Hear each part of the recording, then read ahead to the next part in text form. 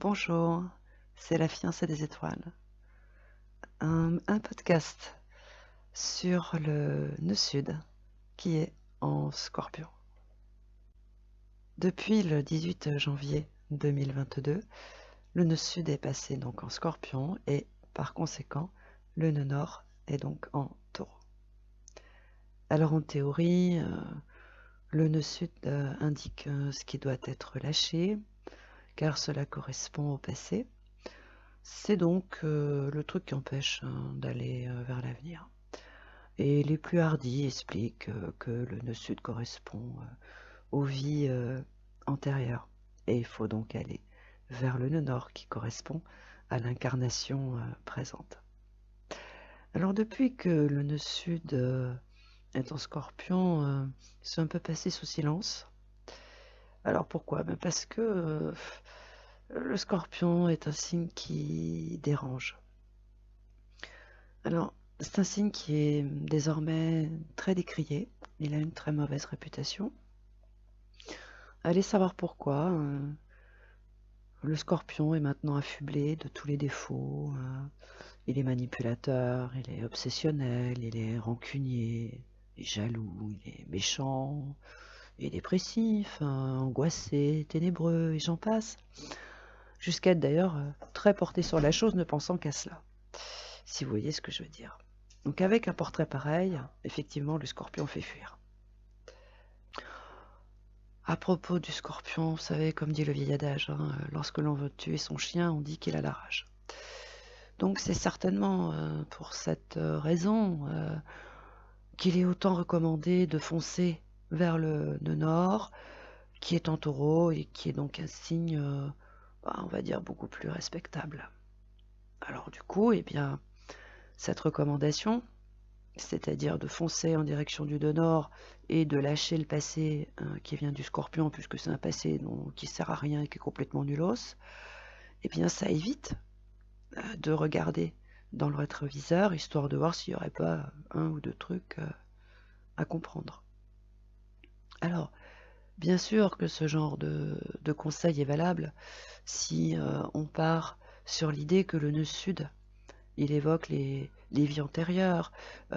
Bien sûr, alors dans ce genre de considération, il est évident qu'il vaut mieux oublier la misère, la famine, la peste, l'inquisition qui émane du Moyen Âge par exemple, ou d'une autre période funeste, bien sûr. Mais à mon sens, au XXIe siècle, ce genre d'analyse est obsolète.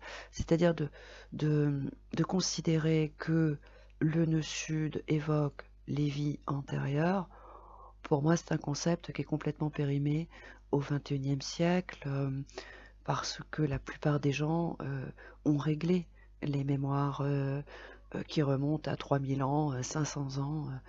C'est terminé, puisqu'en voir leur attachement à la modernité et à tous les accessoires qui remplissent les rayons high-tech, il me semble que la plupart des gens, en tous les cas dans le monde occidental, les gens ont vraiment terminé avec ces mémoires d'un autre âge. Je le pense réellement, puisque sinon on en aurait encore des traces. Mais encore une fois, dans le monde occidental. Donc pour le coup, je pense que le nœud sud, il est beaucoup plus utile et beaucoup plus efficace bien, de l'analyser d'une façon beaucoup plus pragmatique et surtout en adéquation avec la vie d'aujourd'hui et surtout les problèmes que tout un chacun rencontre actuellement. Mais avant d'aborder ce nœud sud, eh bien, je vais déjà redorer le blason du Scorpion. Donc, c'est un signe qui est donc plutonien et qui se distingue par son art exceptionnel de déceler la vérité. Il faut quand même reconnaître que le Scorpion entend tout ce qui sonne faux, tout ce qui est faux, la contrefaçon, le mensonge et honté. Et il faut savoir aussi que le Scorpion brille par son endurance à encaisser les coups sans broncher. Je dirais que c'est le seul signe du zodiaque qui peut toucher le fond et remonter sans prévenir personne, et le tout à la stupéfaction générale. Et de plus, c'est quand même un signe qui est doté d'une très grande capacité de résilience. Par ailleurs, et c'est peut-être aussi pour cette raison qu'il est autant décrié, c'est le scorpion, il évoque l'argent, mais pas 20 euros, hein. Il faut mettre plusieurs zéros. Le scorpion évoque les capitaux, les mouvements financiers et surtout les capacités de gagner énormément d'argent. Voilà, ça c'est aussi une des capacités extraordinaires dont dispose le scorpion. C'est-à-dire que c'est un signe qui est vraiment capable de gagner énormément d'argent, d'en perdre aussi, bien évidemment, mais c'est un signe qui a des capacités tout à fait exceptionnelles dans le domaine financier. Revenons à cette vérité euh, qui est la marque de fabrique donc du signe du scorpion. Alors il faut savoir que le scorpion est effectivement extrêmement doué pour déceler la vérité et surtout pour la conserver soigneusement. Car contrairement à ce qui est dit, le scorpion ne se sert pas de la vérité n'importe comment et d'une façon négative. Non, absolument pas. Mais c'est aussi pour cela qu'il dérange. Parce qu'en fait, la vérité est l'arme fatale du scorpion. C'est-à-dire que lorsqu'il est dans une galère, mais sans nom, hein, parce que avec le scorpion, il n'y a pas de demi-mesure. Hein, c'est-à-dire que si le scorpion est dans une galère sans nom, c'est que c'est vraiment épouvantable pour le commun des mortels. Eh bien, il sort la vérité. Et c'est elle qui le tire d'affaire d'une façon tout à fait exceptionnelle. Et le tout, bien évidemment, en laissant ses détracteurs alors stupéfaits parce que déjà ils n'ont pas vu le coup arriver, parce qu'ils ont préféré prendre le scorpion pour un crétin qui voit le mal partout et qui finit, bien évidemment. Donc en vertu des combinaisons planétaires qui circulent, on peut donc interpréter ce nœud sud autrement, et c'est donc ce que je vais faire. Parce qu'il faut comprendre que ce nœud sud, depuis qu'il est en scorpion, il faut savoir qu'il est en aspect bénéfique avec Pluton Capricorne. Et alors déjà, c'est la planète du scorpion, et deuxièmement, eh bien, il faut savoir quand même que Pluton, c'est lui le big boss du ciel, hein, c'est pas le plouc du coin quand même. Hein. Ah oui, le nœud sud en scorpion, il a quand même de sacrées relations. Eh ben oui. Et dans un second temps, il faut savoir que il est en aspect bénéfique avec Neptune en poisson. Eh ben oui, donc non seulement le nœud sud en scorpion, il est très proche du big boss du ciel, et par-dessus le marché, il a d'excellentes relations avec Dieu. Déjà, ça plante le décor. Vous voyez? Donc le nœud sud, on va pas le prendre pour un crétin quand même. Hein. Eh ben oui. Et, tenez-vous bien, depuis le 10 avril, il est en affinité avec Lilith en cancer. Vous savez, ce truc-là dont on parle, Lilith, on dit que c'est la part d'ombre, voilà, ouais, la part d'ombre, ça fait plus joli. Bah non, la part d'ombre, Lilith, ce qu'elle évoque, en cancer, elle évoque le truc qu'on veut surtout pas que ça se sache parce que ça va mettre un coup à l'ego, ça va faire chuter la cote de popularité et par-dessus le marché, ça va rappeler des mauvais souvenirs. Donc en fait, Lilith, oui, la pardon, c'est le truc qu'on veut surtout bien laisser dans l'ombre, dont surtout on veut surtout pas parler. C'est surtout ça en fait. Donc du coup, eh bien oui, Lilith, elle est super copine avec le monsieur dans Scorpion. En revanche, il est en dissonance avec Saturne en Verseau, et bien évidemment avec Uranus qui campe dans le signe d'en face en Taureau. Mais bon, il y a quand même le nœud-nord hein, qui est aussi dans le Taureau. Et puis aussi, il faut quand même souligner, ça a quand même une certaine importance, Uranus, il est quand même en bisbille avec Saturne. Il faut quand même dire que entre Uranus en Taureau et Saturne en Verseau, le courant il passe pas du tout. Hein, ça marche vraiment pas. Ça coince. Hein. Ça coince vraiment.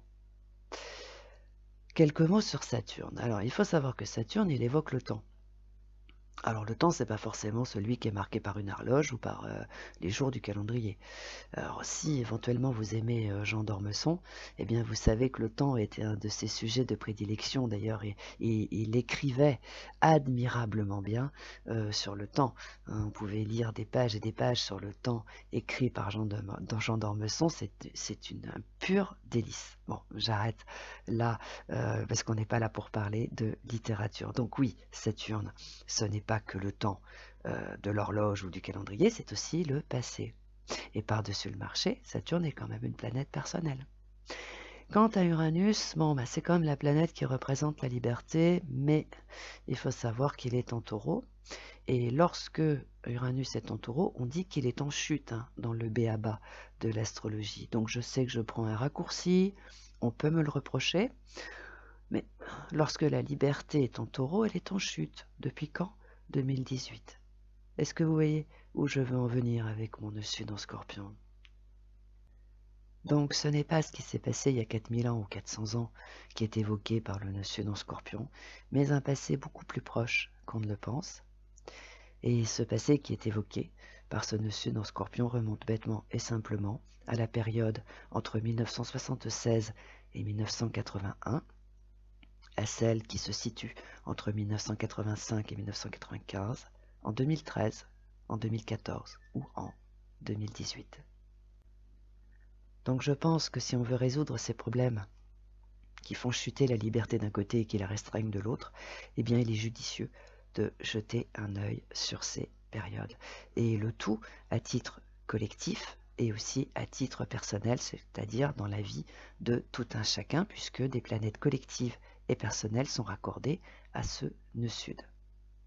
Donc avant de foncer vers le nœud nord et bien évidemment de tourner le dos au passé, il faut donc jeter un œil à ce qui s'est passé en 2018, en 2013, en 2014, entre 1985 et 1995 ou bien entre 1976 et 1981. Alors bien sûr que ce genre de recommandation peut choquer puisque désormais le passé n'intéresse plus personne. Il est dit, et allez savoir pourquoi, que désormais toutes les réponses aux questions, la solution se trouve donc dans l'avenir. Eh oui, mais depuis 2012, et si ça vous intéresse, vous pouvez écouter le podcast L'astrologie d'hier, l'astrologie d'aujourd'hui, eh bien, il s'avère que la fuite en avant, se focaliser sur le futur comme jadis, ne fait avancer personne. La solution aux problèmes actuels, les réponses aux questions se trouvent donc dans le passé et plus dans l'avenir, comme effectivement cela a été pendant plusieurs décennies. Alors bien sûr, encore faut-il chercher au bon endroit et sur le bon calendrier, mais ça c'est mon travail. Donc, eh bien, si vous rencontrez des problèmes qui n'ont toujours pas de solution et que par-dessus le marché, repensez à ce qui s'est passé en 2018 ou en 2013 ou peut-être en 2014 ou entre 1985 et 1995 ou bien plus loin entre 1976 et 1981, eh bien, si ça vous met dans tous vos états, si vous êtes en surchauffe, que vous êtes en panique totale, que vous dites oh là là, non, non, non, non, moi je veux plus du tout entendre parler de cette période-là, oh là là, c'est qu'un mauvais souvenir, c'est épouvantable, oh là là, mais je. Non, non, vous voulez vraiment pas en entendre parler, ou ça vous met en colère, ça aussi c'est possible, ou que vous ne voulez absolument pas aborder ce qui s'est passé au cours de ces périodes que je viens de vous citer, eh ben c'est le signe que là vous avez loupé un truc, ou que vous vous êtes fourvoyé, vous avez mis à côté de la plaque, ou alors vous avez mis un truc de côté en pensant que ça n'avait pas d'importance. Bah oui, mais le hic est que là, maintenant, ce truc, ben il est là, il vous fait face, vous n'arrivez pas à le dégager, vous ne pouvez pas de mettre de solution, ou vous en trouvez une, elle dure 3 jours, et du coup, eh bien c'est ça qui vous met en galère. Alors avant de foncer vers le nœud nord en taureau, eh bien commencez déjà par régler le problème qui remonte à ces périodes. Et pour le coup, si vous méditez dessus, vous allez effectivement identifier le problème. Ça, vous allez vous dire, bah oui, effectivement, il s'est passé ça en 2013, ou il s'est passé ça, mettons, en 1977, je vous dis ça comme ça, un exemple. Vous dites, bah oui, effectivement, il s'est passé ça, ou j'ai fait ci, ou j'ai fait ça, etc. Bah oui, mince, j'aurais peut-être pas dû faire comme ça, etc. Et là, du coup, eh bien, vous allez avoir des prises de conscience qui vont être salvatrices, et de plus, elles vont avoir des pouvoirs transformateurs. Car, au risque de me répéter, ce nœud sud en Scorpion est en affinité avec Pluton et avec Neptune en Poisson. Donc il faut savoir que Pluton ne représente pas uniquement le pouvoir au niveau d'un chef d'État. Il représente aussi le pouvoir que nous avons tous sur notre vie. Et depuis qu'il est en Capricorne, c'est-à-dire en 2008, il nous indique très clairement, et là c'est de plus en plus évident, que nous devons reprendre ce pouvoir. Et quant à Neptune, eh ben alors là, ce n'est pas l'imaginaire, le rêve, comme il est dit désormais. Non, Neptune, c'est le côté mystique de la vie, c'est la spiritualité, c'est l'art merveilleux de la prière, j'ose le dire. Parce que c'est ça Neptune, hein, il est en poisson quand même. Hein. Neptune en poisson, c'est le côté christique de l'affaire quand même. Hein. Donc oui, c'est la prière, c'est Dieu qui exauce les prières. Donc du coup, si vous avez pour habitude de prier pour obtenir des solutions à vos problèmes, par exemple, et que vous voyez que là, pour le coup, le ciel, il vous entend absolument pas, déjà commencez par le début. Ayez la prise de conscience de dire, voilà, à telle période ou en telle année, il s'est passé ça, ou vous avez fait un truc, bon voilà, vous avez pensé que ça n'avait pas d'importance, et finalement ça en a beaucoup plus que vous pouviez le penser. Et là, du coup, vous allez avoir une prise de conscience salvatrice, et là, pour le coup, ça va ouvrir la voie, et là, pour le coup, vos prières, et vous allez faire les bonnes demandes. Vous voyez, parce que là, en fait, si les solutions euh, ne sont pas les bonnes, ou ne fonctionnent pas, ou que vos prières ne sont pas entendues, c'est parce qu'en fait, vous demandez quelque chose qui n'est pas bon. Alors que si vous comprenez qu'effectivement, oui, en telle année, vous avez fait un truc, bon, ouais, c'était pas ça qu'il fallait faire, là, du coup, vous allez faire la bonne demande, vous allez trouver la bonne solution. Et c'est pour ça que le problème va donc être résolu. Donc, pour avancer dans la bonne direction, il faut déjà, dans un premier temps, entendre le message qui est envoyé par le nœud sud en Scorpion. Alors, même s'il est désagréable, même si ça fait un peu mal, enfin, il faut savoir quand même qu'il l'envoie depuis le 18 janvier 2022, hein, ça date pas d'hier matin. Et en plus, ça tabasse quand même, hein, parce que c'est vrai que depuis que le nœud sud est en Scorpion, euh, pour le moment, ça provoque que des problèmes. Les solutions amplifient le problème. Enfin, vous voyez le truc, hein, pour le moment, c'est pas du tout positif. Mais si c'est toujours négatif, c'est parce qu'on n'a pas compris. Donc ça, c'est un peu aussi l'idée.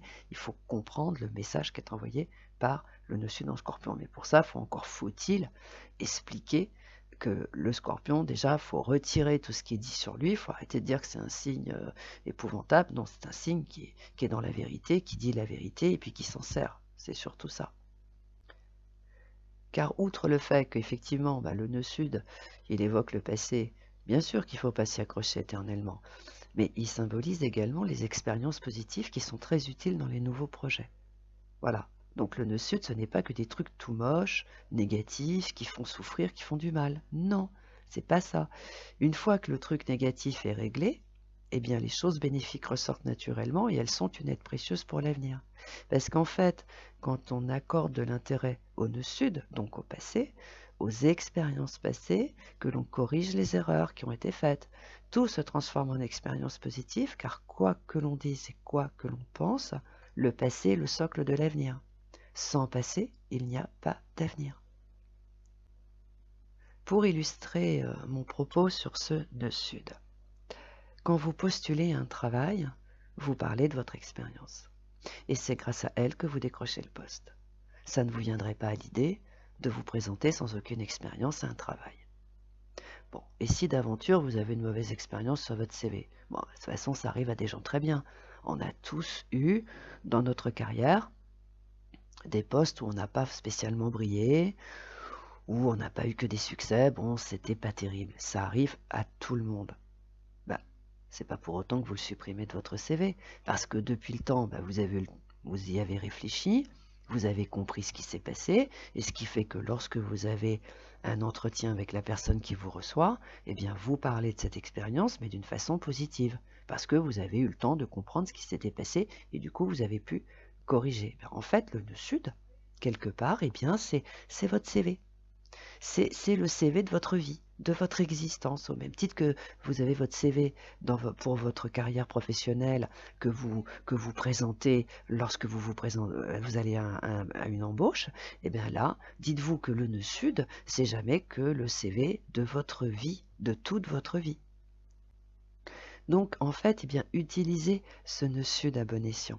Prenez votre courage à deux mains et allez voir ce qui s'est passé en 2018 ou en 2013 ou en 2014 ou plus loin, entre 1985 et 95 ou bien encore plus loin, entre 1976 et 1981. Et surtout faites la paix avec ce truc qui vous fait mal, qui vous a fait un mal de chien, dont vous ne voulez toujours pas entendre parler. Parce que c'est ça en fait. Ça, c'est le côté pardon, c'est le truc que vous avez mis dans l'ombre et vous voulez pas en entendre parler parce que rien que d'y penser, ça vous fait mal. Bah, faites la paix avec ça. Et une fois que ça sera fait, bah, tout le positif qui provient de cette période va ressortir. Et c'est ça qui va vous aider à aller de l'avant. Ça va vous servir de base, de fondation pour construire quelque chose de durable et d'intéressant. Et le tout avec un discernement du commun, parce que c'est quand même aussi une des particularités majeures du Scorpion. Voilà, c'était donc un podcast sur le nœud sud en Scorpion. Je vous laisse méditer là-dessus. Si le cœur vous en dit, allez sur le blog. Vous y trouverez des articles, des podcasts, des horoscopes. Merci de m'avoir écouté jusque-là. Merci de me lire. Merci de me suivre. À très bientôt.